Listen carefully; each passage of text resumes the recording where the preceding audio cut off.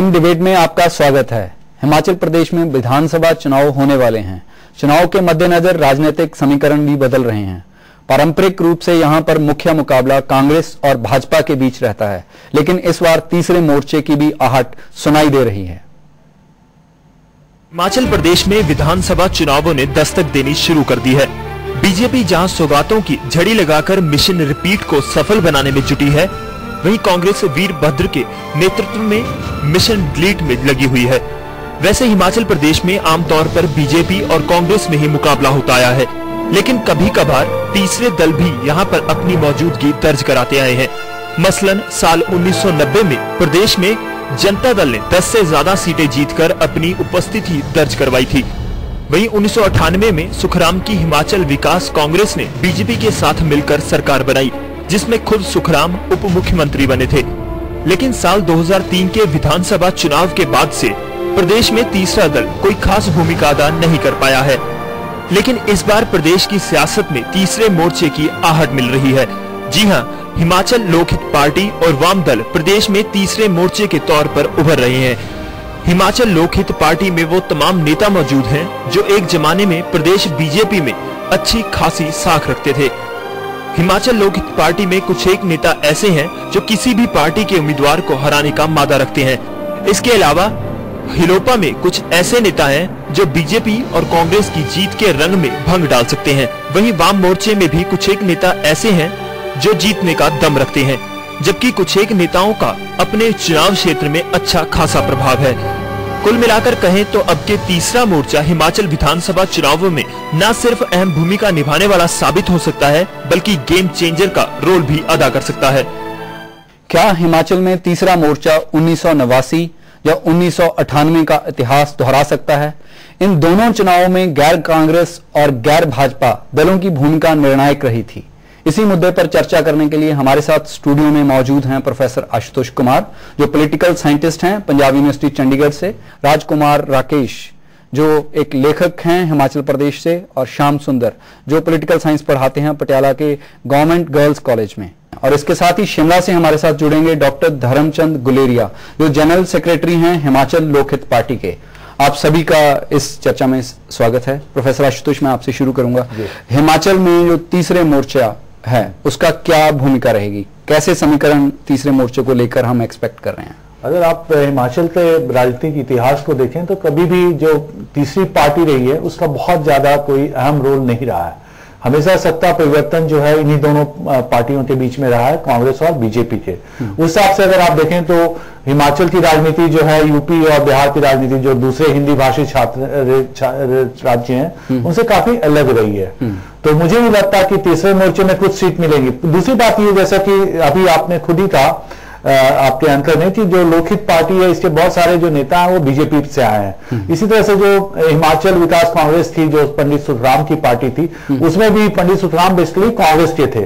तो parent party तो original party वो रहती है, ये कोई ओरिजिनल पार्टी वहां नहीं उभरते सामने। जितनी भी रीजनल पार्टी उभरते, सुखराम जी ने उस बार जो सरकार बीजेपी के बनी थी उसमें उप मुख्यमंत्री भी बने थे। अगर त्रिशंकु विधानसभा बनती है तो फिर जाहिर तौर पर इनका एक रोल रहेगा। पर पार्टी को अगर आप उस तरह से देखें ना दलजीत जी, अगर आप पार्टी को ऑर्गेनाइजेशनल बेस के तौर पे देखें, आइडियोलॉजी के तौर पे देखें, तो ऐसे कोई भी क्षेत्रीय दल अपना अमिट प्रभाव नहीं छोड़ सकती। तो चुनावी समीकरण में जोड़ तोड़ की राजनीति में थोड़ा रोल प्ले कर सकती हैं, पर उनकी प्रदेश की राजनीति पर कोई प्रभाव नहीं पड़ने वाला, मेरा ये कहना। जैसे आप यूपी में देखें, बीएसपी है, बसपा है, एक ओरिजिनल पार्टी है, उसका कोई भी सदस्य कांग्रेस से नहीं आया, जनता दल से नहीं आया, जनता पार्टी से नहीं आया, बीएसपी की। लेकिन दोनों पार्टी से वहां पर लोग आते जाते रहते हैं। हाँ, अब तो खैर बहुत कुछ हो गया, पर जब वो पार्टी बनी थी तो मुझे लगता है कि काफी ओरिजिनल पार्टी थी, क्योंकि उसके जो कहीं किसी पार्टी से उभर कर नहीं सामने आई। इसी तरह से समाजवादी पार्टी है तो लोहिया की राजनीति रही है और समाज सोशलिस्ट पार्टी से आई है। यहाँ वैसी बात नहीं है। यहाँ दोनों जो राष्ट्रीय राजनीतिक दल है उन्हीं से वो पार्टी को मुक्ते की तरह, माफ कीजिएगा, लेकिन वो आती रहती है, जाती रहती है। मुझे नहीं लगता कि इनका कोई लॉन्ग टर्म इनका। आशुतोष, मैं आपकी बात को लेकर चलता हूं डॉक्टर गुलेरिया के साथ। डॉक्टर गुलेरिया, जैसे आशुतोष ने कहा कि हिमाचल की जो राजनीति है वो कांग्रेस और बीजेपी के इर्द गिर्द घूमती है, आप अपना जो मोर्चा है और अपनी जो पार्टी है, इसकी क्या भूमिका देखते हैं आने वाले चुनाव में? भारतीय जनता पार्टी और कांग्रेस पार्टी दोनों के खिलाफ जनता में बहुत रोष है। केंद्र में कांग्रेस पार्टी का महंगाई के खिलाफ बहुत रोष है और हिमाचल प्रदेश में भारतीय जनता पार्टी की जो सरकार है उसमें भ्रष्टाचार फैला हुआ है। आम आदमी भ्रष्टाचार से त्रस्त है।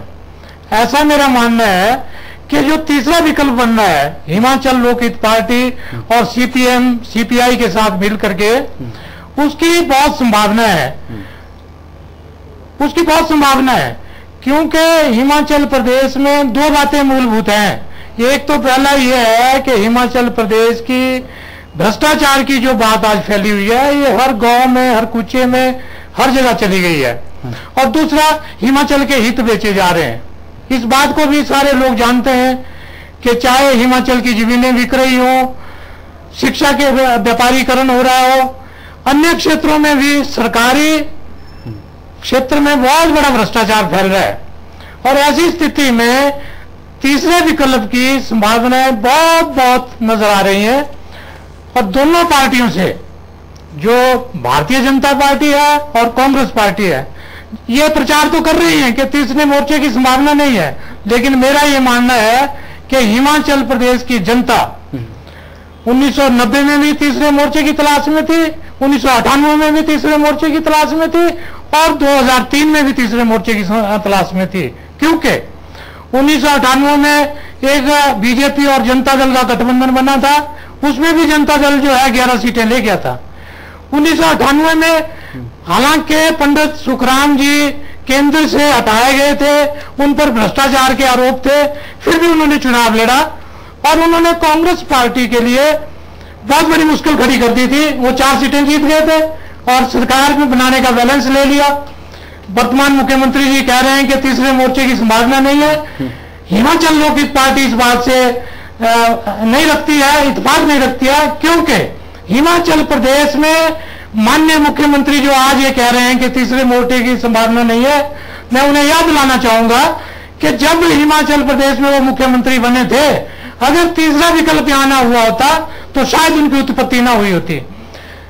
इसलिए लोकहित पार्टी की संभावनाएं भी है और लोक मोर्चा के कारण निश्चित तौर पे हम सरकार बनाने की पूरी कोशिश करेंगे। वापस आऊंगा।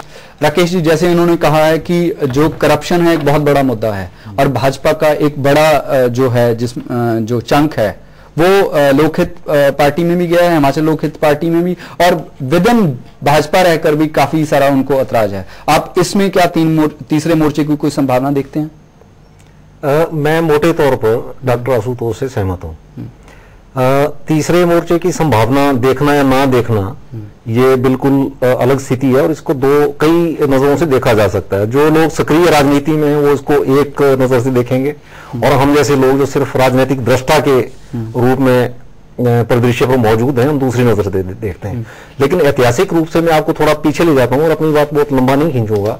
1972 में जो हिमाचल प्रदेश विधानसभा का चुनाव हुआ उसमें कांग्रेस पार्टी की एक तरफा जीत हुई थी, लेकिन उस वक्त विपक्ष में जनसंघ का जो वोट शेयर था हिमाचल में बहुत कम था, उनकी 5 सीटें आई थी और सीपीएम का एक एमएलए बना था बल्ह क्षेत्र से जो बाद में पार्टी छोड़कर चले गए।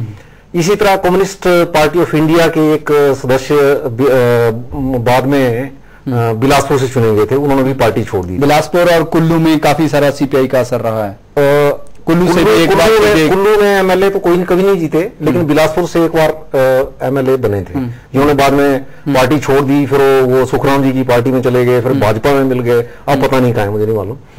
तो 1977 के बाद 1977 के चुनाव के बाद जब जनता पार्टी और कांग्रेस में बहुत जबरदस्त मुकाबला हुआ और जनता पार्टी शांता कुमार के नेतृत्व में वहां सत्ता में आई और बाद में टूटकर 2 फाड़ भी हुई, उसके बाद हिमाचल प्रदेश के वोटर के समाज में सिर्फ पोलराइजेशन, बहुत जबरदस्त पोलराइजेशन हुआ है जो कांग्रेस और बीजेपी के बीच में है। तीसरे मोर्चे की कोई संभावना वहां कभी नहीं रही।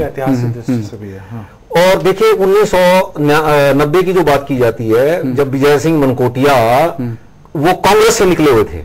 उनका तत्कालीन मुख्यमंत्री वीरभद्र सिंह से काफी मनमुटाव और मतभेद थे, वो तीसरे मोर्चे से निकले थे। तो बिल्कुल ऐसी हालत अभी भी है और अभी भी बहुत सारे जो एक सेकंड 2 मिनट मुझे आप और दें। वो उन्होंने जो 11 सीटें जीती थी वो वोट बैंक सारा भारतीय जनता पार्टी का था, यानी कुछ सीटें उनके लिए छोड़ दी थी जनता दल के लिए बीजेपी ने, तो सारा बीजेपी का वोट बैंक ट्रांसफर हुआ, तो एमएलए उनके 11 जीत गए। लेकिन ऐसा जनता दल का कोई वहां बेस नहीं था। उसके बाद सुखराम जी की बात की जाती है तो बहुत स्पष्ट है कि सुखराम जी कांग्रेस से निकाले गए थे भ्रष्टाचार के आरोपों पर। उनका मंडी जिला में 3-4 सीटों पर जो व्यक्तिगत प्रभाव था, आरंभिक दौर में उन्होंने 4 सीटें मंडी जिला से जीती थी, और बाद में जब ट्राइबल में चुनाव हुआ, ट्राइबल की 3 सीटों पे बाद में चुनाव हुआ गर्मियों में, तो 65 सीटों में से 4 उनको मंडी जिला में मिली और 1 फिर लाहौल स्पीति डिस्ट्रिक्ट में। तकरीबन वैसी ही हालत आ जाए। अगर मान लीजिए कि कांग्रेस और बीजेपी तकरीबन 30 के आसपास से बढ़ती है, तो तीसरे मोर्चे की जो 2-3 सीटें आने की संभावना बनती है, 2, 3, 4, उनकी इंपॉर्टेंस बढ़ जाएगी। सक्रिय राजनीति के हमारे साथ जुड़े हुए हैं टेकेंद्र पवार जो सीपीएम से हैं और शिमला से डिप्टी मेयर भी हैं। टेकेंद्र जी, ट्रेडिशनली जो हिमाचल का जो पॉलिटी रहा है उसमें बीजेपी और कांग्रेस ये दोनों ही जीतते रहे हैं, ज्यादातर इन्होंने ही फैसला किया है कि कौन सरकार बनाएगा। आप इस बार तीसरे मोर्चे की कैसी संभावना देखते हैं वहां से? देखिए, हम तो बहुत ही इसको बहुत ही फर्टाइल रूप में देख रहे हैं। हाँ जी। क्योंकि जिस तरह से आप देखें, शिमला में भी इसी तरह से दोनों भाजपा और कांग्रेस के बीच में ही रहता था। और ऐसा नहीं है, जो मैं भी सुन रहा था थोड़ी डिस्कशन के हिमाचल में जो स्कोप फॉर थर्ड फ्रंट है काफी ज्यादा है। अगर आप दोनों की वोट्स मिलाकर देखेंगे पिछले काफी समय से, हाँ जी, तो इनके अलावा लेफ्ट आउट वोट्स काफी ज्यादा रहती है। और ये क्योंकि अब मैं ये इसको कहूंगा कि 1990 के बाद से जब से ये देश में नवोदारवाद की नीतियां आई हैं, क्योंकि दोनों भाजपा और कांग्रेस उन नीतियों के साथ जुड़े हुए हैं, और वो है जिसका असली संकट आज देश और प्रदेश में बढ़ रहा है। आप देखिए, हिमाचल का मतलब कमाल की स्टेट है हमारा। यहाँ पर एजुकेशन में, हेल्थ में कमाल की इन्वेस्टमेंट की सरकार की, अभी वो विड्रॉल के फॉर्म में हो गई है। अब भाजपा कांग्रेस उसके खिलाफ कोई ऑल्टरनेट नहीं दे सकती है, तो वो ऑल्टरनेट मतलब वो जो एक संकट है, उस संकट के रूप में एक ऑल्टरनेट के रूप में हम ये तीसरा बिल्ड कर रहे हैं, जिसमें शिमला के लोगों ने अपने आप चुनकर दिया। दूसरा देखिए, तेजी से डिसइंटीग्रेशन हो रहा है भाजपा में और कांग्रेस में। अब ये जो आप जानते हो, हमने हिमाचल लोक मोर्चा बनाया है, जिसमें हिमाचल लोकहित पार्टी है, महेश्वर जी हैं, इनके फॉर्मर मिनिस्टर रहे हैं, प्रेसिडेंट रहे हैं, 2 बार एमपी रहे हैं बीजेपी के। कांग्रेस के बहुत सारे लोग टूट के मतलब आने को तैयार हैं, जो वो है कि वो हमारे साथ तो नहीं, लेकिन हिमाचल लोकहित पार्टी के साथ। तो ये दोनों पार्टी जो है, इनकी डिसइंटीग्रेशन बहुत तेजी से हो रही है हिमाचल प्रदेश में, क्योंकि ये वायबल ऑल्टरनेट हिमाचल में देने में कामयाब नहीं है। टेकेंद्र जी, मैं आपके पास दोबारा मैं आपके पास अभी वापस आऊंगा, आप बने रहिए हमारे साथ। श्याम, मैं आपसे ये पूछना चाहूंगा कि जो शिमला का जो कारपोरेशन का चुनाव था, वो किसी तरह का उसको लिटमस टेस्ट माना जा सकता है? नहीं, एक नगर निगम के निर्वाचन से आप ऐसी संभावना नहीं निकाल सकते। ये बिल्कुल वैसा यदि हम एक मैच जीत के सोचे कि हम वर्ल्ड कप जीतने जा रहे हैं। असल में मैं दोनों वक्ताओं से ये पूछना चाहता हूं कि इनका विचारधारा संबंधी क्या सामंजस्य है। वो महेश्वर जी जो इनके विरोधी थे, अब उनको ये महेश्वर जी कहने लगे हैं। किस आधार पर ये सीटें बनाने की बात करते हैं? आइडियोलॉजी एक वामपंथी दलों का एक बड़ा कार्य क्षेत्र होता है या ध्रुवीकरण का आधार होता है। यदि वो ये छोड़कर जा रहे हैं तो 2-3 महीने में ये कैसा मोर्चा बनेगा और उसमें से क्या क्या निकल के आएगा, ये सर्व विदित है। इसमें कुछ लंबी चौड़ी संभावनाएं ढूंढने की बात नहीं है। श्याम जी, मैं आपके पास वापस आऊंगा। अभी वक्त हुआ एक छोटे से ब्रेक का। ब्रेक के बाद ये चर्चा इसी तरह जारी रहेगी।